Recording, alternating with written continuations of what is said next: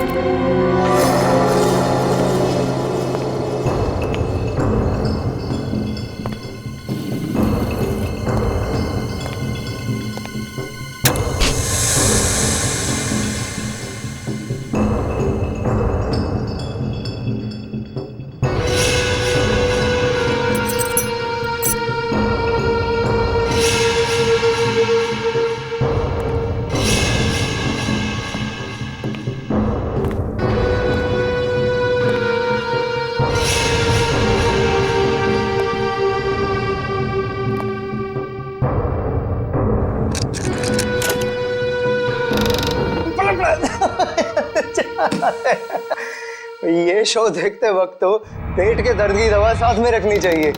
हंसते हंसते पेट दर्द हो गया।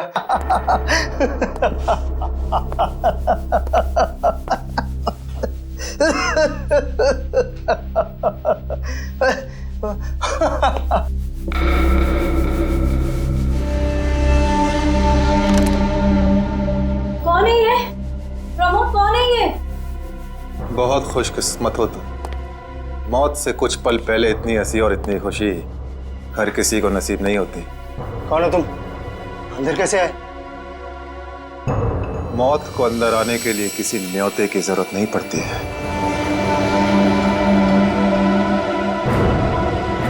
ये क्या कर रहे हो? मैंने क्या बिगाड़ा तुम्हारा? तो रुक जरा, पुलिस को। Happy birthday Tarika. Thank you Shreya. Thank you. Many happy returns of the day. Thank you Siddharth. बहुत खूबसूरत फूल है। श्रेया की चॉइस है। हाँ वो तो है, श्रेया की चॉइस तो कभी गलत हो ही नहीं सकती। हाय सिद्धार्थ। हेलो। हाय श्रेया। हाय पूर्वी। काफी देर कर दी आने में।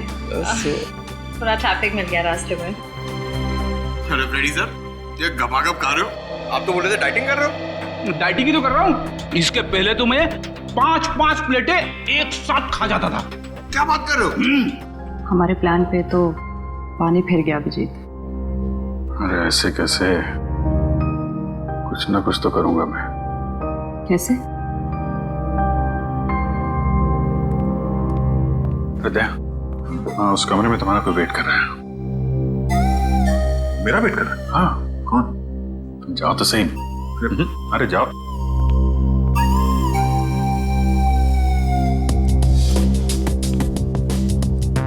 है सिद्धार्थ, वो तुम्हें मेरी जासूसी नॉवेल्स की कलेक्शन देखनी थी ना? चलो दिखाती हूँ। चलो श्री। अरे कभी तो श्रेया को अकेले छोड़ो। ऐसी कोई बात नहीं है ना? चलो। इट्स ओके सिद्धार्थ, जाओ तो। चलो।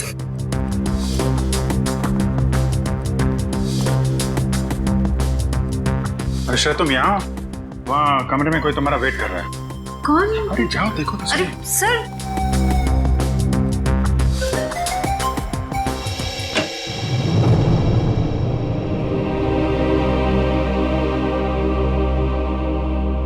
श्रेया, अच्छा किया तुम सिद्धार्थ को अपने साथ यहाँ ले आई। I am very sorry. उस दिन मैंने आपके साथ बहुत बुरा बिहेव किया था।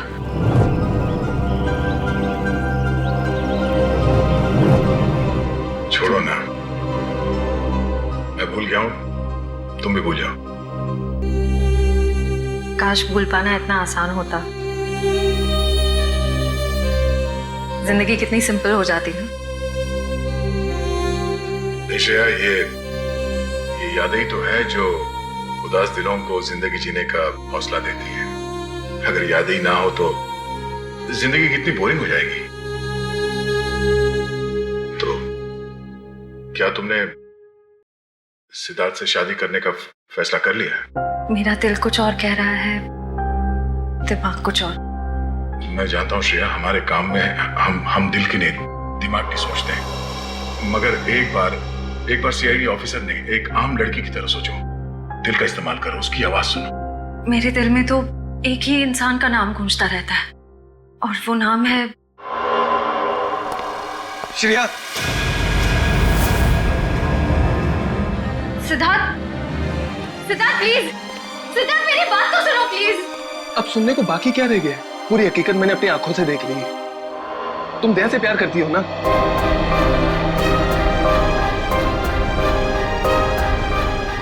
सिद्धार्थ, मैं इस बारे में तुमसे बात करने वाली थी। क्यों नहीं? सिद्धार्थ, काम इतना होता है, मौका ही नहीं मिला मुझे। मौका नहीं मिला? I just can't believe I heard that. Siddharth please मेरी बात तो सुनो। ये इतना आसान नहीं हो के मैं आपको मेरी जगह रखकर तो सोचो, फिर पता चलेगा मैं किस अग्नि परीक्षा से गुजर रही हूँ।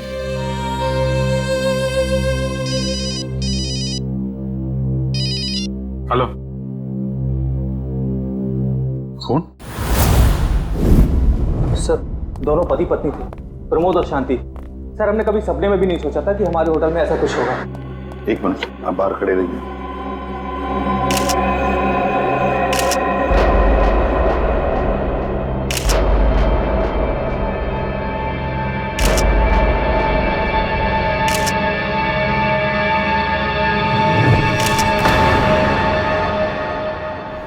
माय गॉड, दोनों की लाशें ऐसी इस अवस्था में। सर, इतने सारे केस सॉल्व किए, लेकिन इस तरह का केस कभी नहीं देखा।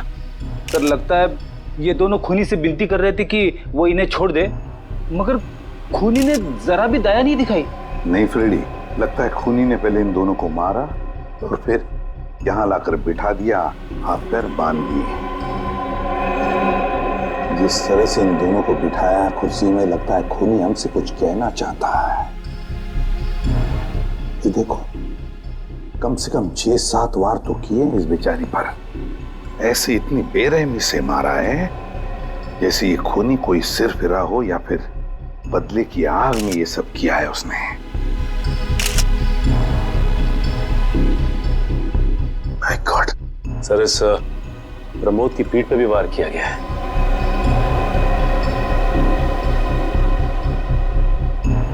क्या हुआ? सर, इसकी सांसें चल रही है, जिंदा ही। प्रमोद जिंदा है? तुम जल्दी से इसे हॉस्पिटल ले जाओ, इसका जिंदा रहना बहुत जरूरी है। संभाल के, चल आजा।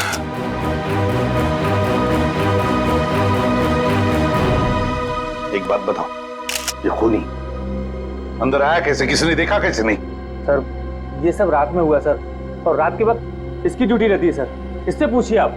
कैसे हुआ ये सब? सर, कुछ देर के लिए मेरी आंख लग गई थी रिसेप्शन डेस्क के ऊपर। तुम्हें शर्म नहीं आती ये कहते हुए कि तुम्हारी आंख लगी थी ड्यूटी पर? Sorry sir. एक बात बताओ, ये दोनों प्रमोद और शांति कब से रह रहे तुम्हारी होटल में? सर, पिछले 6 दिनों से रह रहे थे, और आगे भी 1 महीने रहने का प्लान था सर। क्यों, कुछ बताया इन्होंने? सर, प्रमोद जी की नई नौकरी लगी थी, नासिक से इस शहर में नए आए थे, उन्हें अपना घर नहीं मिला, इसीलिए होटल में रह रहे थे सर। ठीक है, जाओ। वंश, प्रमोद और शांति, इन दोनों की पूरी जानकारी चाहिए मुझे।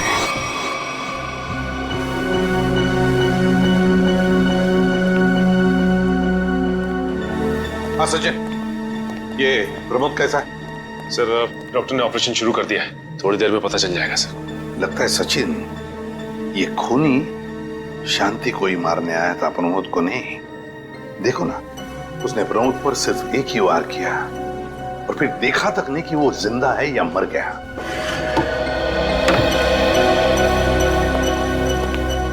डॉक्टर साहब, कैसा है प्रमोद? हमने प्रमोद को बचा तो लिया है, मगर मगर क्या?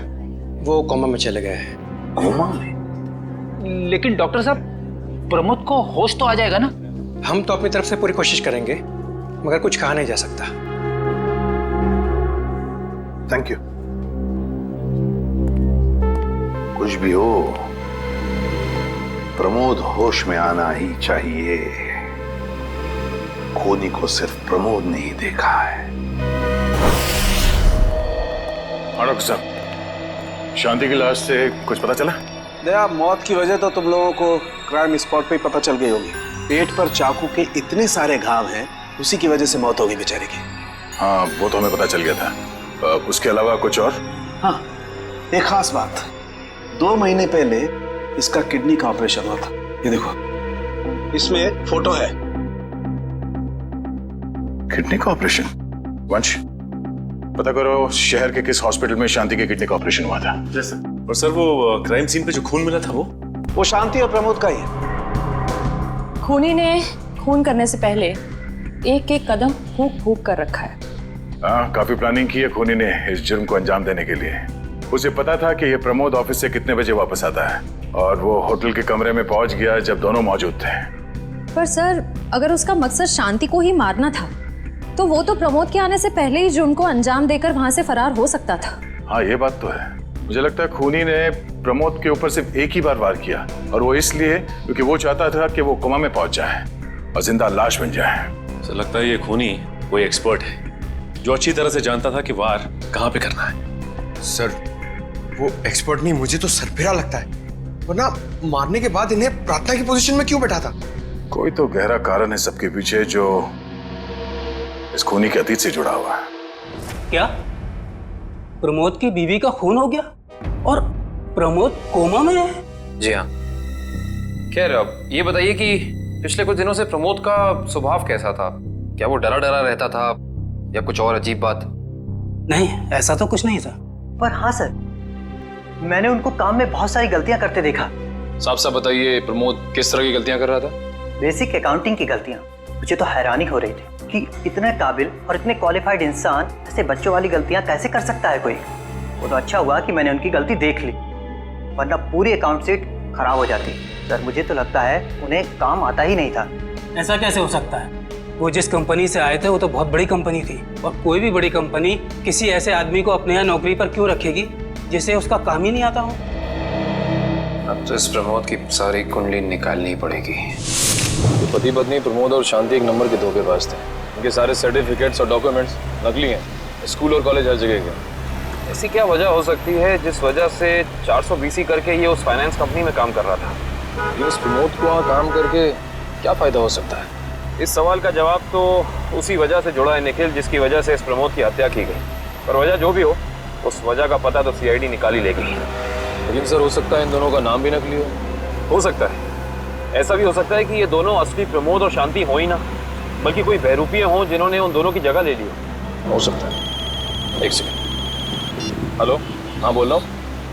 हाँ, कौन सा hospital? Okay, thank you so much. क्या हुआ निखिल? हमारा अंदाजा सही निकला। 2 महीने पहले पुणे की मोती हॉस्पिटल में इस प्रमोद की पत्नी का एक ऑपरेशन हुआ था। वहाँ प्रमोद की पत्नी का नाम शांति नहीं बल्कि विनीता लिखा हुआ है। विनीता? मोती हॉस्पिटल, पुणे।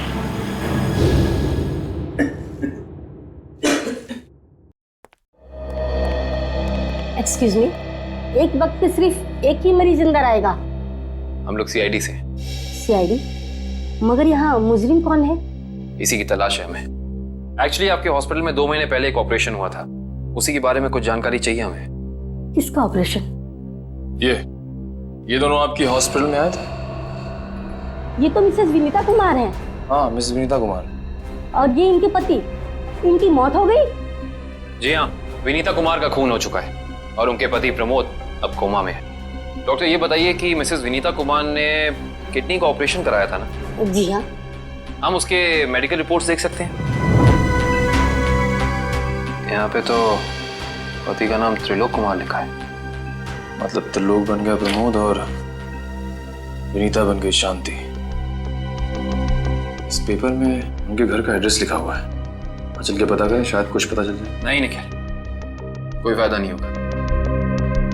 इनकी पहचानों की तरह इनका एड्रेस भी नकली होगा, देखना। हाँ, हमने इन्हें ऑपरेशन के कुछ रिपोर्ट्स कोरियर की थी, मगर वो कोरियर वापस आ गए थे। डॉक्टर ये बताइए कि इन्होंने ऑपरेशन का पेमेंट कैश में की थी या चेक से या किसी कार्ड से? इंश्योरेंस के जरिए। इंश्योरेंस? उस इंश्योरेंस कंपनी के कोई कागजात, कोई डॉक्यूमेंट्स हैं आपके पास? हाँ, इसी फाइल में होंगे। गुड।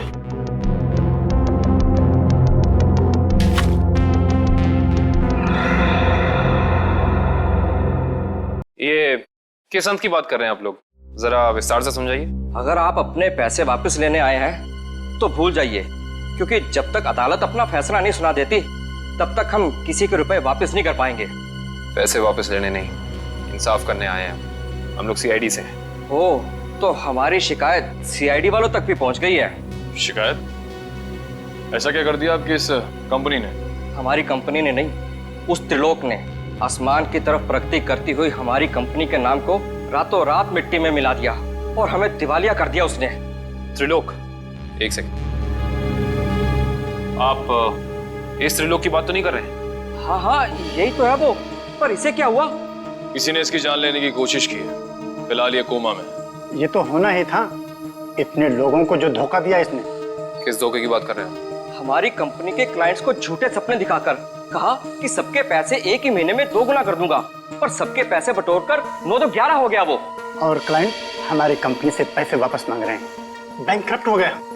इतने सालों से कंपनी की बनी बनाई इज्जत मिट्टी में मिल गई। खोए हुए पैसे और खोई हुई इज्जत तो फिर से कमाई जा सकती है, पर खोई हुई जान तो वापस नहीं आ सकती ना। क्या त्रिलोक ने किसी की जान भी ली है? हाँ, हमारी कंपनी के सीईओ अनुज जी, जो कि सदमे को बर्दाश्त नहीं कर पाए और दिल का दौरा पड़ने से उनकी मौत हो गई। कहीं ये सारा हमला अनुज जी का कोई करीबी तो नहीं कर रहा है? अनुज जी की मौत का बदला लेने के लिए? हो सकता है। अनुज जी के परिवार में कौन कौन है? उनकी पत्नी सुधा, जो कि अभी सदमे में है, और उनका बेटा विक्की।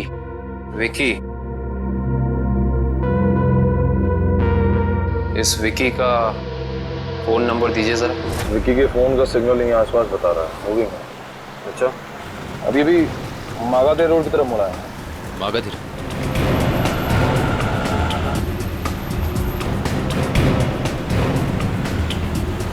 देखो सिग्नल में कुछ पता चला? एक मिनट में।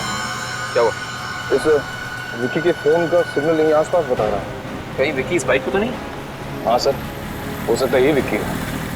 चेक करते हैं।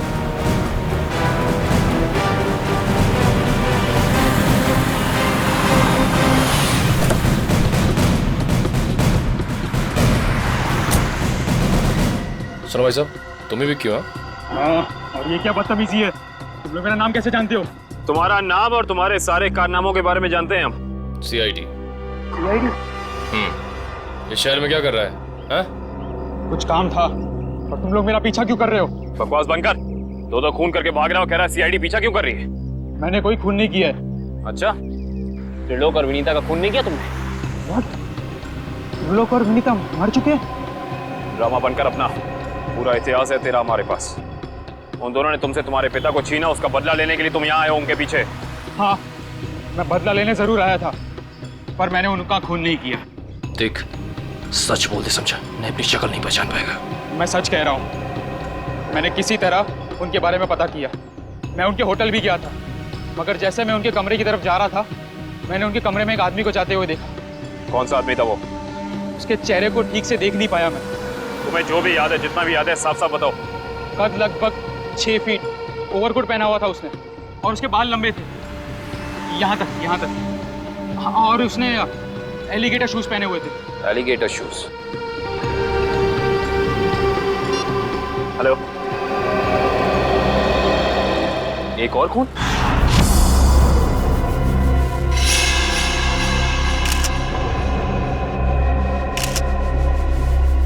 लाश ऐसे अजीब ढंग से क्यों बैठा है? कमाल है सर, पिछले वाले केस में खूनी ने उन दोनों को होटल में चाकू मारकर प्रार्थना वाली पोजीशन में बैठाया था, और इसे गोली मार के इस तरह से। लगता है दोनों का खूनी एक ही है। गोली सीधे माथे के बीचों बीच मारी है।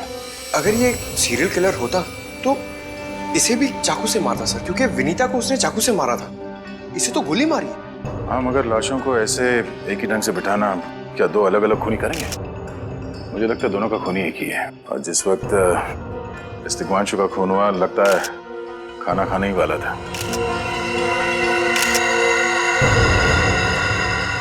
तो यहाँ पे दूसरी प्लेट भी पड़ी है, कहीं ऐसा तो नहीं कि ये तिग्मांशु की बीवी के लिए थी? मैम साहब तो 1 हफ्ते के लिए गाँव गई हुई है, 1 हफ्ते के बाद लौटेगी। तो क्या घर में कोई और आदमी था जिसके लिए तिग्मांशु ने एक और प्लेट में खाना डाला? नहीं साहब, अच्छा, जब तुम घर वापस आए उस वक्त ये दरवाजा खुला था या बंद था? नहीं साहब, बंद था। तो फिर तुम घर के अंदर कैसे आए?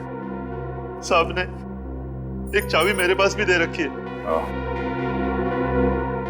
जो कोई भी था, ऐसा लगता है कि तिग्मांशु उस आदमी को जानता था।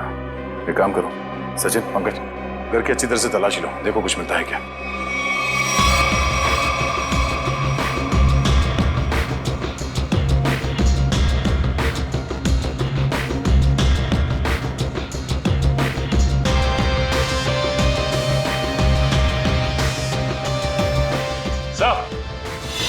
हाँ सचिन,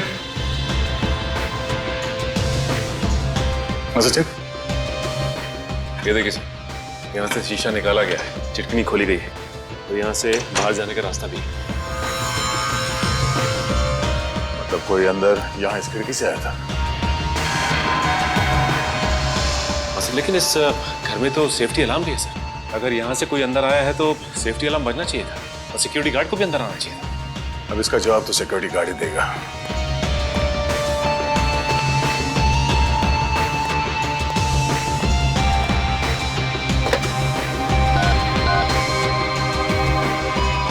हेलो सिक्योरिटी, अच्छा आज दोपहर को तिग्मांशु जी के घर से अलार्म बजा था, तो फिर आप चेक करने के लिए उनके घर पे क्यों नहीं आए? ओ ऐसी, पिछले हफ्ते भी? ठीक है, थैंक यू। क्या बोला सर ये सिक्योरिटी वाला?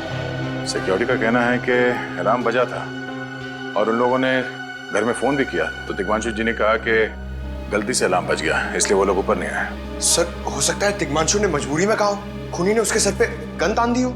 कुछ कह नहीं सकते, बात करते वक्त अगर थोड़ी सी भी टेंशन हो आवाज में तो ये सिक्योरिटी वाले तुरंत भाप लेते हैं। दरअसल पिछले हफ्ते भी तिग्मांशु के घर से अलार्म बजा था और जब सिक्योरिटी वालों ने फोन किया था तो तिग्मांशु ने यही कहा था कि गलती से बच गया। सर, ये खूनी काफी चालाक लगता है, खेल खेल रहा है। देखते हैं, जरा देखो इस घर में कुछ और मिलता है क्या। खूनी ने कोई ना कोई सुराग जरूर छोड़ा होगा, चेक करो।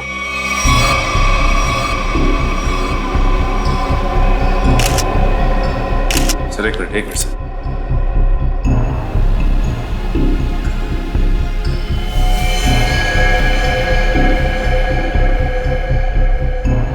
ये देखिए सर, खून।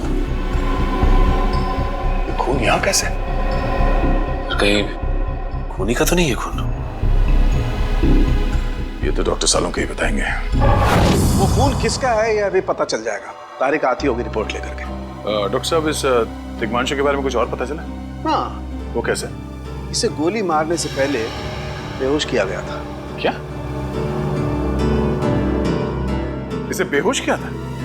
इसके खून में मुझे एक खास किस्म की दवाई के अंश मिले जो अक्सर इंसान को बेहोश करने के लिए दी जाती है, और वो दवाई इसे इंजेक्शन के जरिए दी गई थी।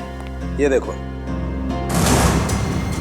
सर, बहुत ही अजीब बात है। अगर खूनी इसे मारना चाहता था तो सीधा गोली मारकर इसका काम तमाम कर सकता था, फिर ये जहर की दवाई क्यों दी होगी? और सर एक और बात पता चली, तिग्मांशु जिस हालात में हमें मरा हुआ मिला था वो एंशिएंट कल्चर के हिसाब से प्रार्थना करने की पोजीशन, खाना खाने से पहले। तो फिर तो शांति और तिग्मांशु दोनों का खूनी एक ही आदमी है। ये खूनी के लिए ये हत्याएं जुर्म नहीं, एक जश्न है। इसीलिए उसने टेबल पे ये प्लेटें सजाई, उसमें खाना रखा, एक अपने लिए और एक तिग्मांशु के लिए। और सर, तिग्मांशु को प्रार्थना की पोजीशन में बैठा के उसने गोली मार दी। सर, मैंने कहा था ना, ये खूनी एकदम सरफिरा है सर। हाँ सर, लगता है ये खूनी अपने आप को बहुत शक्तिशाली महसूस करता है। जिस वक्त इन सबकी गर्दनें झुकी होती हैं उसके सामने, उसे आनंद आता है। नहीं सचिन, खूनी का मकसद लोगों को अपने सामने झुकाना नहीं, बल्कि अपने लिए प्रार्थना करवाना था। क्या मतलब? ये रही उस खून की रिपोर्ट। ये खून ना ही तिग्मांशु का है और ना ही उसके घर वालों का, ये खून उस खूनी का ही है। खूनी का? मगर वहां तो हाथापाई के कोई निशान नहीं मिले, और उस जगह को देख के ऐसा लगा भी नहीं कि तिग्मांशु ने सेल्फ डिफेंस में खूनी के ऊपर हमला किया होगा। वो इसलिए दया क्योंकि ये खून खूनी ने अपने मुंह से थूका था। हमें इसके खून में से इसके सलाइवा के कुछ अंश भी मिले। उसकी तबीयत खराब है क्या? हाँ, वो बीमार है। उसके खून में एथिमोलाइसिन नाम की दवाई का अंश मिले हैं और उसका कीमोथेरेपी हुआ था। इसका मतलब उसे कैंसर है, ब्रेन का कैंसर, लास्ट स्टेज का ब्रेन कैंसर। इसीलिए वो लोगों से अपने लिए प्रार्थना करवा रहा है ताकि उसकी ये बीमारी ठीक हो जाए। हमारे क्रिमिनल डेटाबेस में चेक करो, पता करो ये कोई पुराना पापी तो नहीं है। नहीं सर, उस खूनी का हमारे क्रिमिनल डेटाबेस में कोई रिकॉर्ड नहीं है। कोई इतिहास नहीं है? नहीं सर। सर दिग्मांशु की पूरी कुंडली निकाल के लाओ सर। प्रमोद की तरह इसकी पहचान भी नकली है। व्हाट? हाँ सर, ये देखिए, उसका असली नाम राकेश है और जिस तरह प्रमोद को चासू बीसी की आदत थी, ठीक उसी तरह राकेश भी भूली भाली लड़कियों को फंसाता था शादी के झांसे में। कई लड़कियों ने आत्महत्या किया इस दिग्मांशु और राकेश के चक्कर में। हाँ सर, शादी के बाद उनके पैसे लेके ये गायब हो जाता। सर इसका मतलब खूनी ने 2 ऐसे लोगों को मारा जो पहले से मुजरिम थे। शायद उसने सोचा होगा कि मरने से पहले कुछ अच्छे कर्म कर लूं। नहीं श्रेया, जरूर कोई रिश्ता रहा होगा उसका इन दोनों अपराधियों के साथ। पता करो इन दोनों अपराधियों का केस किस पुलिस स्टेशन में फाइल किया गया था। सर, ब्रेन कैंसर के जितने भी पेशेंट्स हैं शहर में, उन सबकी लिस्ट मिल गई है सर। कुल मिला के ऐसे 50 पेशेंट्स हैं, जिसमें से 10 पेशेंट्स ऐसे हैं जो कैंसर की लास्ट स्टेज पे हैं। उनमें से 4 औरतें हैं, बचे 6। हाँ सर, और इन 6 में से 4 ऐसे हैं जो 70 साल से ऊपर के बुजुर्ग हैं। अब बचे 2, ये उदय और भानु। तुम इन दोनों से मिले? हाँ सर, ये उदय 6 महीने से हॉस्पिटल में है। और भानु? भानु सर 1 महीने से हैदराबाद में। ये कैसे हो सकता है सचिन? अगर वो मुजरिम इसी शहर में है तो कहीं ना उसका इलाज चल रहा होगा ना कहीं से वो दवाई खरीदता होगा। वंश सर, इस शहर में जितने भी केमिस्ट है जहाँ पे ब्रेन कैंसर की दवाइयाँ बेची जाती है, उन सब की लिस्ट चाहिए मुझे। सब पता चल गया। त्रिलोक और राकेश दोनों के खिलाफ एक ही थाने में केसेस दर्ज किए गए थे, जगतपुरी थाने। इस केस का पूरा इतिहास जगतपुरी थाने से ही पता चलेगा। Excuse me, yes. आपकी दुकान पे ब्रेन कैंसर की दवाइयाँ बेची जाती हैं? जी हाँ, हमारी दुकान उन चुनिंदा दुकानों में से है जहाँ ये दवाई आपको मिलेगी। वैसे ये दवाइयाँ बहुत कम लोग खरीदते होंगे नहीं? जी बहुत महंगी है एक्चुअली। अच्छा, जो लोग ये दवाइयाँ खरीदते हैं उनकी लिस्ट मिल सकती है हमें?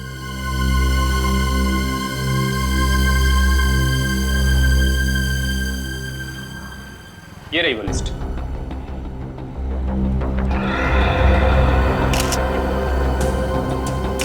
तपन, उदय और नितिन, ये तीनों लोग तो उस मरीज की लिस्ट में थे। अच्छा, आपको पूरा यकीन है कि इनके अलावा और कोई नहीं आता ये दवाई लेने के लिए? जी नहीं, लेकिन हो सकता है कोई गैर कानूनी तरीके से ये दवाई खरीद रहा हो। ये दवाइयाँ काफ़ी महंगी है ना, आम आदमी इसका खर्चा नहीं उठा सकता। अच्छा, आप किसी ऐसे आदमी को जानते हैं जो ये गैर कानूनी काम करता है? एक आदमी है, आंद्रे नाम है उसका। प्यार से लोग उसे एंडी कहते हैं। ये जो ज्वाला रोड पे पब्लिक पार्क है ना, अक्सर वही मिलता है। कांस्टेबल सुनील। Yes sir. आप सीआईडी से ही हैं ना? हाँ, हमारी बात शायद आप ही से हुई थी। सर बताइए, कांस्टेबल सुनील आपके लिए क्या कर सकता है? सुनील जी, हाल फिलहाल में इस रिकॉर्ड रूम में कोई चोरी वगैरह हुई थी क्या? चोरी नहीं तो सर, अब यहाँ वाला कोई चोरी कैसे करेगा? सुनील, फिर आप एक हेल्प कर सकते हैं हमारी। हमें 2 मुजरिमों की फाइल चाहिए। एक का नाम है त्रिलोक कुमार और दूसरे का राकेश भिवेन। एक मिनट सर, क्या नाम बोले? राकेश? राकेश भिवेन।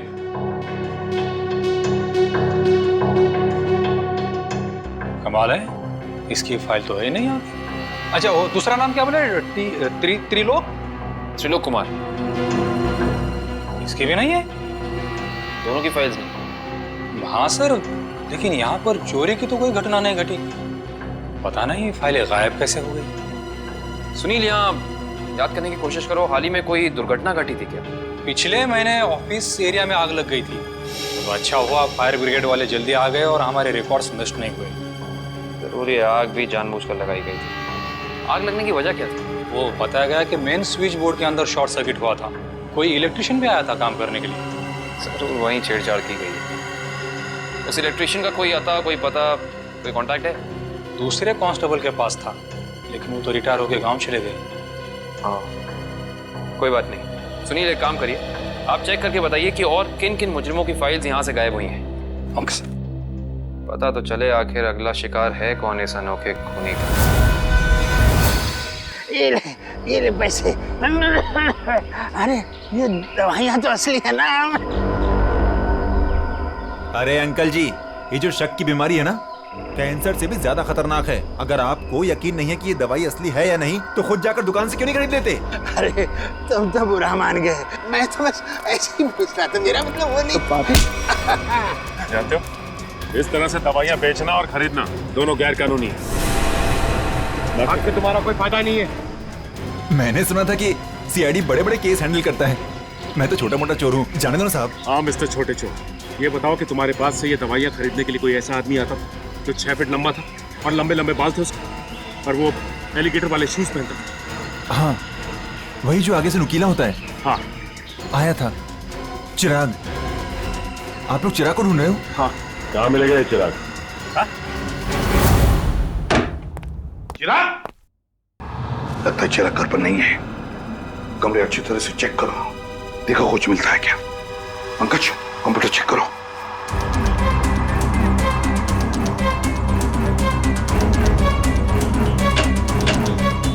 सर, ये देखिए, पूरी अलमारी गन्स और चाकू से भर रखी इस चिराग ने।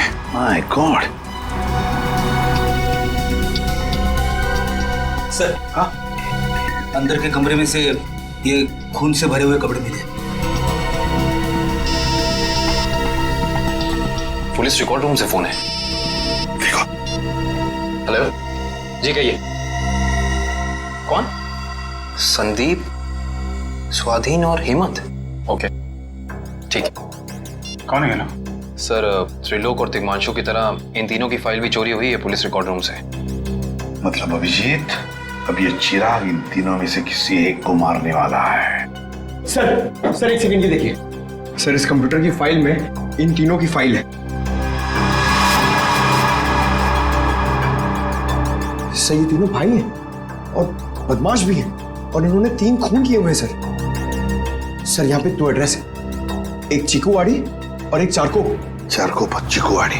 एक काम करते हैं अभिजीत, हम दोनों चीकूवाड़ी चलते हैं और तुम लोग तीनों भी चारको चले जाओ। Yes sir. हाँ चलो अभिजीत।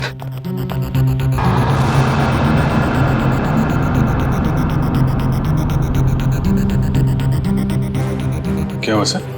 अभिजीत, ये पेन, ये मेरा पेन है अभिजीत। आपका पेन? यहाँ पे कैसे सर? ये पेन मैंने जग्गा को दिया था, जग्गा को। जग्गा सर? वो आपका खबरी? हाँ अभिजीत, मेरा खबरी। मगर जग्गा तो मर चुका है सर। हाँ अभिजीत, तो मर चुका है, लेकिन जिस खून में तलाशी करने में मदद की थी जग्गा ने हमारी, उस वक्त वो खून भी इसी तरह हो रहे जैसे आज हो रहे हैं। खून करने के बाद लोगों को प्रार्थना की पोजीशन में रखा जाता है। चलते हैं सर। नहीं अभिजीत, क्योंकि अभिजीत जिस तरह से वो खून किए जा रहा है, लगता है मुझे संदेशा भेज रहा है, मुझे मिलना चाहता है अकेले में।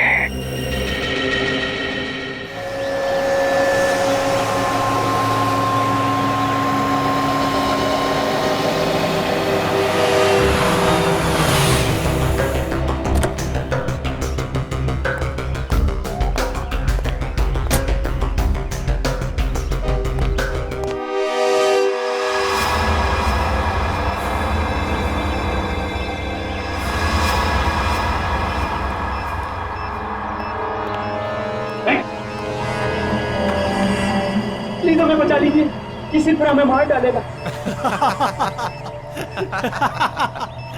घबराओ मत, मैं इसे भी प्रद्युम्न हूं, कुछ नहीं होने दूंगा तुम्हें। इनकी बातों को ज्यादा सीरियसली मत लेना, इन्हें तो झूठे वादे करने की आदत है, और इतनी बड़ी बड़ी बातें करने से पहले एसीपी जरा मेरा इंतजाम तो देख लो।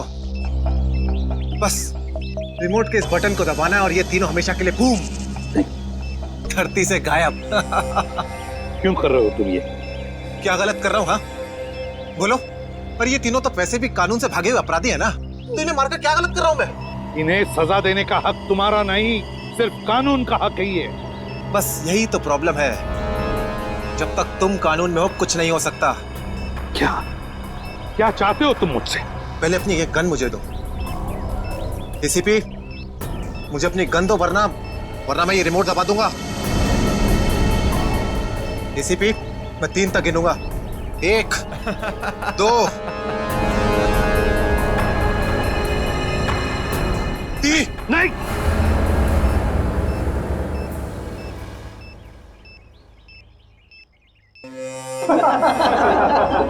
बहुत अच्छे, बहुत अच्छे। तो तुम जानना चाहते थे ना कि मैं तुमसे नफरत क्यों करता हूँ? हाँ। जग्गा खबरी का नाम ध्यान है? याद है मुझे। मैं उन्हीं का बेटा हूँ। पता चल चुका था मुझे। एसीपी, तुमने मेरे पिताजी से वादा किया था ना कि तुम उनका बाल भी बाका नहीं होने दोगे। फिर क्यों नहीं बचा सके उन्हें? बोलो। देखो चिराग, तुम्हारे पिताजी की मौत का बोझ आज भी मेरे दिल पर है। बंद करो ये तुम्हारा नाटक। उस वक्त कहाँ थे तुम जब मेरे पिताजी की मौत के बाद मैं और मेरी माँ दर दर की ठोकरें खा रही थी? खाने के पैसे तक नहीं थे हमारे पास। तो तुम मेरे पास चले आते, मैं कुछ मदद कर सकता था तुम्हारी। क्या कर लेते तुम? हाँ, सिवाय झूठे वादों के। तुम्हें पता है एसीपी, मुझे कैंसर है, आखिरी स्टेज। और ये इसीलिए क्योंकि मेरी माँ के पास पैसे नहीं थे मेरे इलाज के लिए। मैं तुम्हारा दुख समझ सकता हूँ चिराग, तुम्हारी तकलीफ समझ सकता हूँ, मगर इन तीनों ने क्या बिगाड़ा है तुम्हारा? तुम इन तीनों की जान बचाना चाहते हो? हाँ। तो तुम्हें अपनी बलि देनी होगी। क्या मतलब? मतलब तुम इस बिल्डिंग से छलांग लगानी होगी ताकि फिर कोई जग्गा खबरी सीआईडी का शिकार ना बने।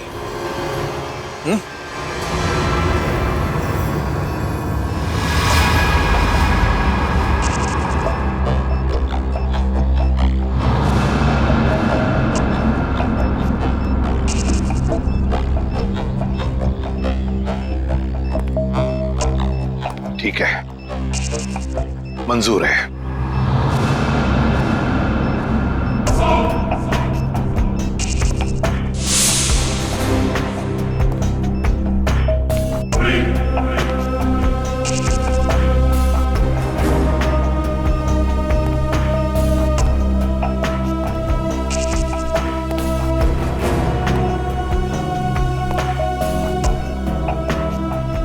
चढ़ो एसीपी, चढ़ो।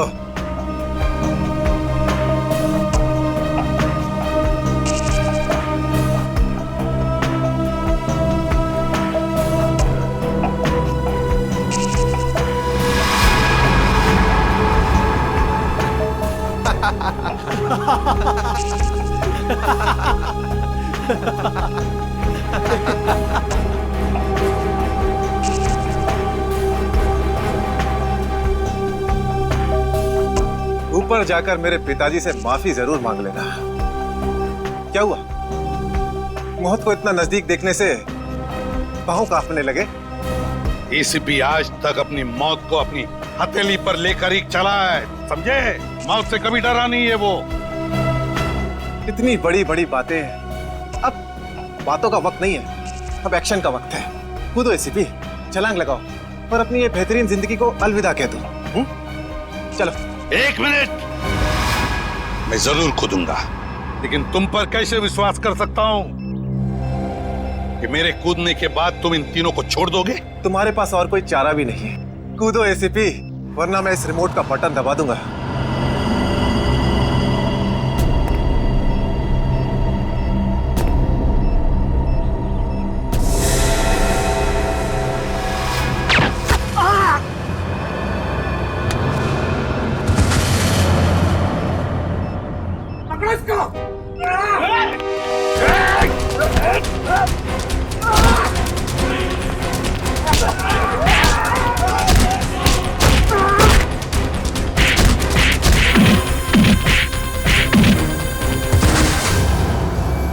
बस मिस्टर चिराग, बहुत चला लिया न्याय की अदालत। सीआईडी का काम सीआईडी को सौंप दो। रेडी? पंकज, उन तीनों के शरीर से बॉम्ब हटा दो, संभाल के। और तुम मेरे दोस्त, मेरा खबरी जग्गा के बेटे लगते ही नहीं। उस बेचारे ने तो अपनी जान कुर्बान की हमारी मदद करने में, कानून की मदद करने में, मगर तुम, लानत है तुम पर, जैसे घटिया काम करने निकले थे। दो खून किए तुमने। तुम्हें तो शायद फांसी ही होगी, फांसी।